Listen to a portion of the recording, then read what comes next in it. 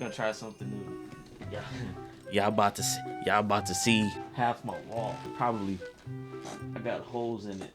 I should probably fix that. I'm not getting my security deposit back. So today we are doing a reaction. Yes, a reaction. I know I'm probably gonna mess up the algorithm with this, but it's still horror, so it counts in a sense. It's still horror. Am I too loud? Am I too close? That look kind of crazy. Hold on. We are going to be reacting to Five Nights at Freddy's 2, the official movie trailer, okay? And then after that, we're going to be doing a breakdown. Really quick, before we get started, I want to make this very clear. Guys, I am not a reaction channel, but this is a reaction to a video game series that's also in the horror genre that I've played their multiple games. So, I mean, in a sense, it still lines up.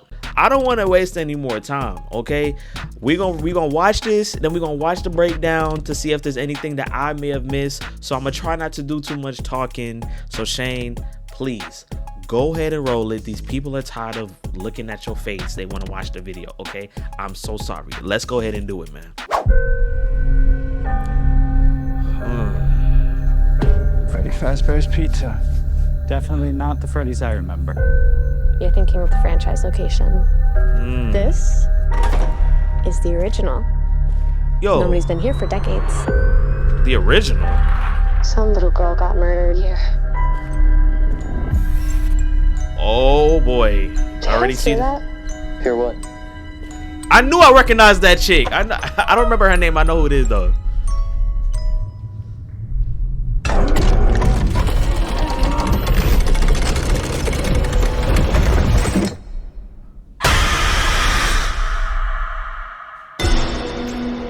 Okay, Bloomhouse, let's see what you're cooking up. So this is what it's like?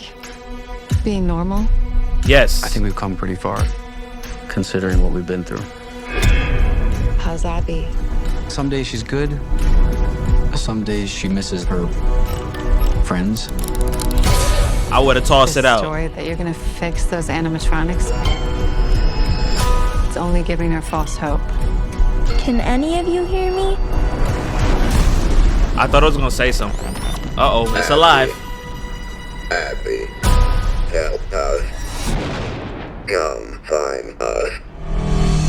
Bro. I will show you the way.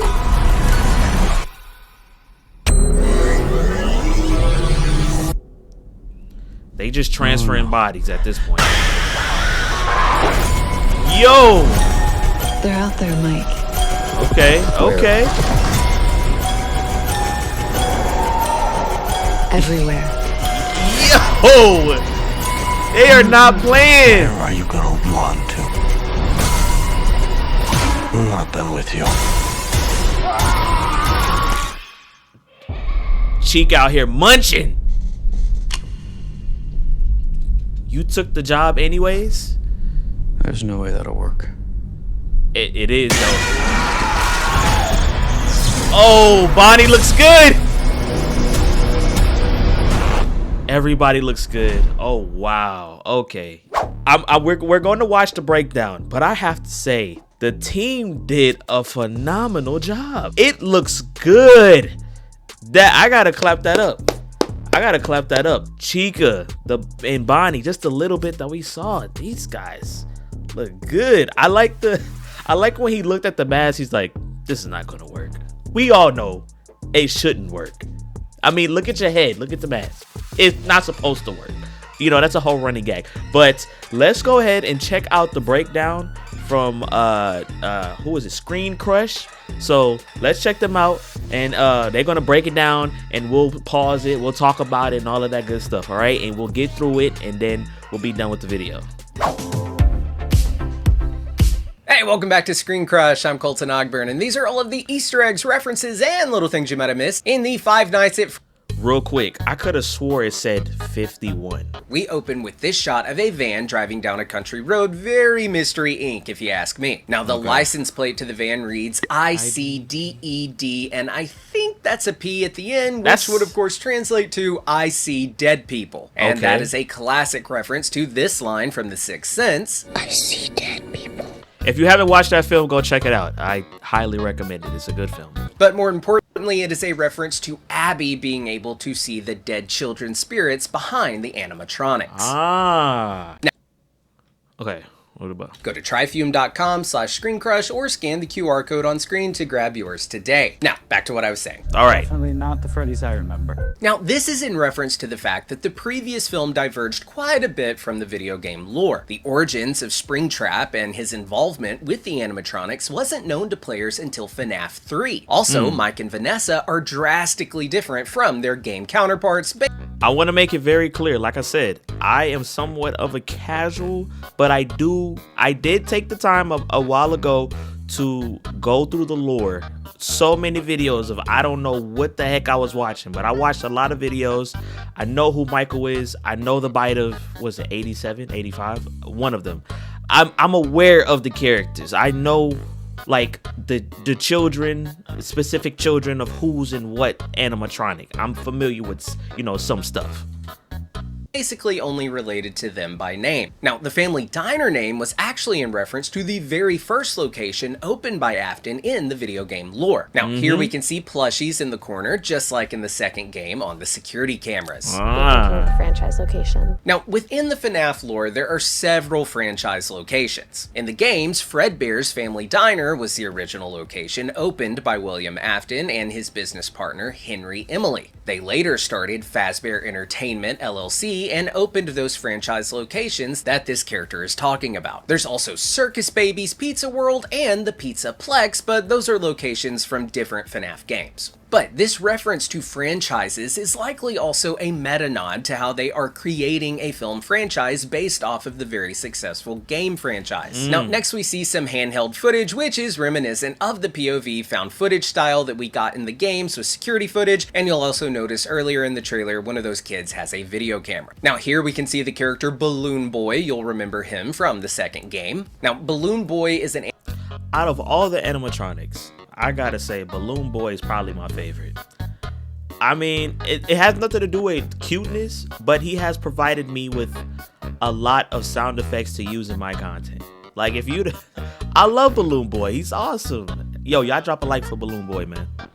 Animatronic that's still shrouded in mystery. It's the only animatronic that doesn't kill you in FNAF 2, but it does disable your flashlight, allowing for the other animatronics to kill you. So maybe we'll see Balloon Boy playfully screw over the victims in this film as well. Now, here we can see the boat balloon pit that is known as Pirate Cove, which is where Foxy resides. Some little girl got murdered here. So this could be a big hint at the plot of this movie. In the games, William Afton got a taste for murder at the first Family Diner location. This little girl could be his first victim, Charlotte Emily, the daughter of his old business. I was literally just about to say that, because I'm like, they showed the plushie and then literally said a little girl died. I'm like, that gotta be the same little girl that was left out in the alley, body left out in the alley. Obviously his business partner's daughter. Business partner. You see, in the games, Charlotte possessed the puppet animatronic, which we will talk about here in a sec. Now, next we see this music box, and in the game, you have to keep this music box playing or the puppet will attack you. Here we can see that Abby has become obsessed. This is similar to that of William and his obsession and how this place haunts them both. We even see Abby putting together tiny animatronics and working on robotics just like Afton does in the games.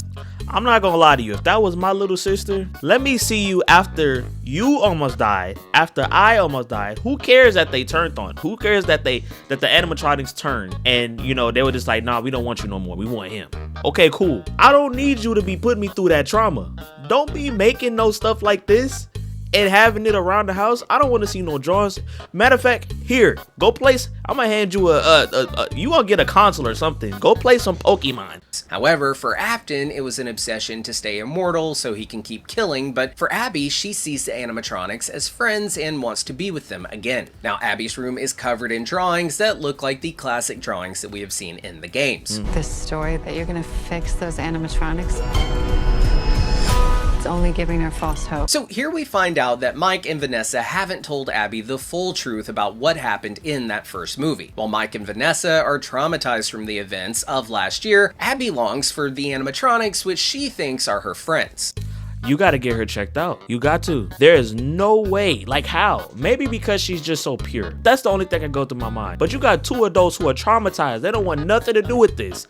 And this little girl, like, they're not that bad. They're not that bad. You just got to give them a chance. You know what I'm saying? You know what I'm saying?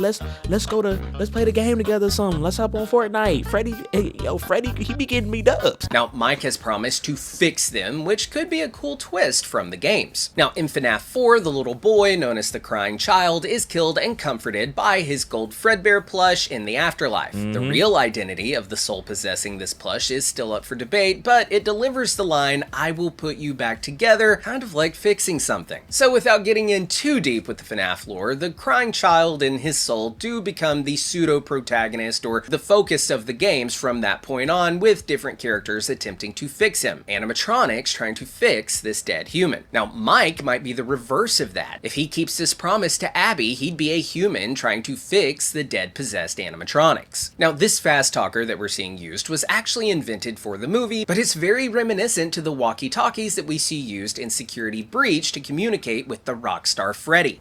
I was gonna make a comment on that. I was like, is this from something? Maybe I just missed it. Because I have not seen that item, but I'm glad he cleared that up. It's even been theorized that the puppet might actually be the one communicating with Abby through this device, much like how Vanny intercepted communication from Freddy in the games. A villain masking as a hero. Help us. Come find us. Now, that was also the same voice that you hear in the mini games in the second game. And then we learn that the animatronics are angry at Abby for leaving. I will show you the way. They have We no see reason to be Mangle mad. drop down from the ceiling, just like in the game. And we get a glimpse at this little boy here who could be a wandering soul, just like how Mike saw the spirits of dead children in the first movie, or maybe this is the movie's rendition of the Crying Child, as I mentioned earlier. We'll just have to wait and see. Was that the bite of 87? 87! We can see puppet hands and puppets stalking Vanessa later in the trailer. Now, in the game, the puppet's purpose is go puppet back, hands and puppets stalk. Yo. That is crazy. I mean, don't get me wrong, the animatronics are scary. Like, did y'all see the way Chica looked? She looked scary. But I feel like if I saw that, there's no way.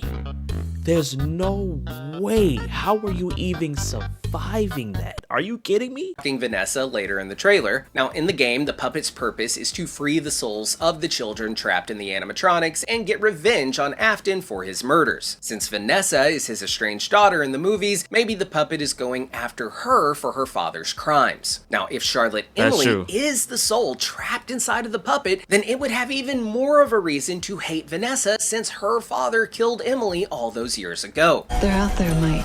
Now, this line reminded us of how in the game, the animatronics find a new restaurant and they independently travel to it. Now, next we can see Vanessa with a gun, and this appears to be a PTSD-driven flashback. Here we're we getting can see nightmare a new versions. security setup that is more reminiscent of the game's version of the security setup, where there are no doors and there is just lights. We then see Mike cover his face with a mask, which is also what you do in the second game to protect. I mean, that Easter egg right there was a given. I mean, if you didn't catch that, I don't know what to tell you. Protect yourself if an animatronic gets close to you. And we can see that he is protecting himself from a withered Chica and... Hold on, let's go back. An animatronic gets close to you. And we can see that he is protecting himself from a... Oh my gosh, look at Chica. Chica's my second favorite, just because she's a eater. No, don't take that out of context. Bro, she is just, I don't know. She gives me the most chills out of like everybody. I'm not really that scared of the other man, but Chica, I mean, goodness gracious. She looks so good. The team did an excellent job. It's right out of the game. Guys, we're eating so good this year, bro. I'm not even gonna lie to you. Withered Chica and a withered Bonnie, who both made their debuts in the second FNAF game. They also appear in the FNAF VR game. Now, it makes sense that Mike would encounter them at the original location, since these animatronics haven't been cleaned since the 70s. Yeah. And guys, that's the trailer. Special shout out to the Screen Crush team for helping me get this video together. Okay. Let us know if we missed any Easter eggs down in the... Okay, I'm gonna go ahead and end it right there. All right, guys. So that was it. That was my reaction. That was my reaction to the breakdown. And overall, yo, y'all better be there. I need all of y'all. I'm talking about the first day. I need to see them theaters packed. I am so glad that you guys clicked on this video and you guys watched this whole thing with me. I know it wasn't a horror game. You guys been showing me lots of love on a horror game. The watch time is going up. I appreciate that. Y'all been dropping likes and commenting on. Hey, thank you so much. But interact with me in the comment section. Let me know what you thought about this. Let me know what you expect. Just talk to me and give me some insight. Yo, teach me some stuff too, because I still got a lot to learn. I know more than a little bit than a casual, but I still feel like there's a couple of stuff I need to go over. So, hey, y'all talk to me in the comment sections. Drop a like on the video. Share this. If you don't, it's cool. I'm gonna do some shorts or whatever. But it's a code. I'm gone. I will see y'all in the next one. All right. In the next one, it will be a game. I promise y'all. Okay. So I gotta go. That's my time. I'm gonna holler at y'all in the next one. It's your boy